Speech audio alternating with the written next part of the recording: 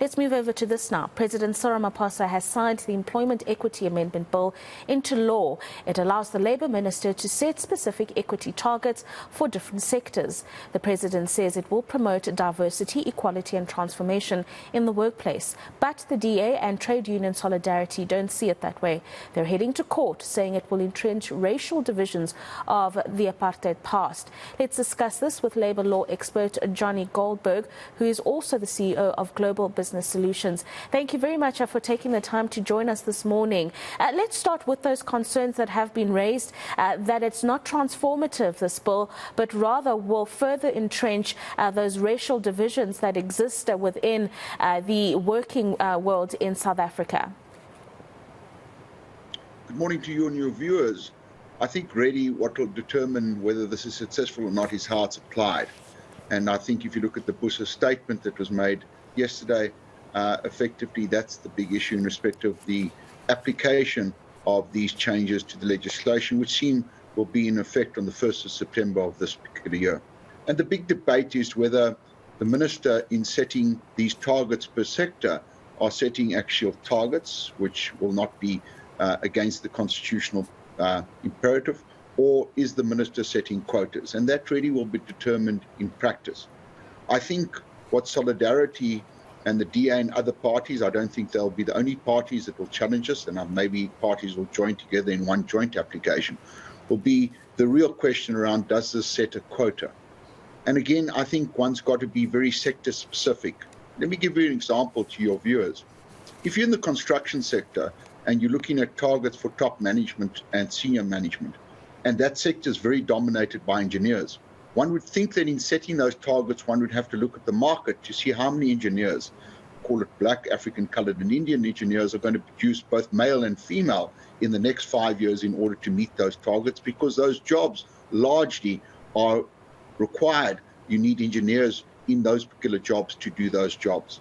And unless the targets are set with that in mind, not just taking a number and massaging that number into making a sector target, unless that takes into account the number of people that can come through and fill those positions in the next 5 years, for my mind, then you start to move into the issue around quotas and moving away from targets.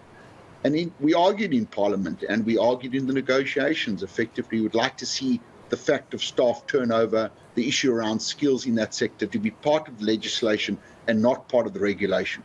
What has to be published now is these sectoral targets and the regulations as to how you apply it. No, absolutely, Johnny. So monitoring and evaluation is going to be critical when it comes to the implementation of these targets and making sure that they're not actually quotas. And I just wonder, with the tensions that the bill has already created, how does the minister then monitor that? Well, again, it's up to the inspectorate, and I think that's where we are concerned, because the inspectorate has got extensive powers already, and the Director General, in respect of monitoring compliance with employment equity. There's no debate that you need transformational legislation if you look at Bush's statement and other employer body statements. But the question is, how do you apply it? Why has it not been successful? And I think South Africans need to do a critical analysis about why has it not been successful. Yes, maybe employers have not been good enough in respect of the appointments, but also the educational systems are not producing the right type of people. We see that in every survey.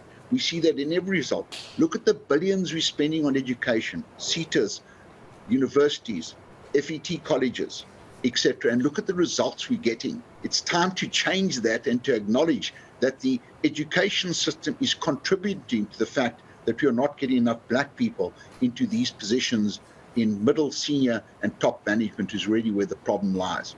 And I suppose that's one of the arguments that would be made by those who have gone to court, including Solidarity, in that the education system has not been conducive to transformation. At the same time, the court is going to have to consider the issue of transformation and the lack thereof in critical industries like construction, as you made the example earlier. I think the real issue is the legislation is punitive at the moment. So non-compliance could result in a 10% fine of your turnover. I underline that. And again, that would be up to the inspector, the DG, actually taking you through the court process in respect of getting compliance. So the legislation there, the question is, why hasn't it been applied? Because there are a number of systems. And the problem in South Africa, we created a two-type economy. one that's compliant, the people that comply, and the people that don't comply. So what's happened to the people that haven't even submitted an employment equity plan? And the answer to that is very little, because we don't see those people being brought to book or being fined the maximum or part of the maximum fine. I just want to tell your viewers, we can't always be only negative in South Africa. So the first thing is, in our belief and in the negotiations around this legislation, there's no question around we need to move forward. But we need a collective approach in looking at all the problems and then looking at the solutions.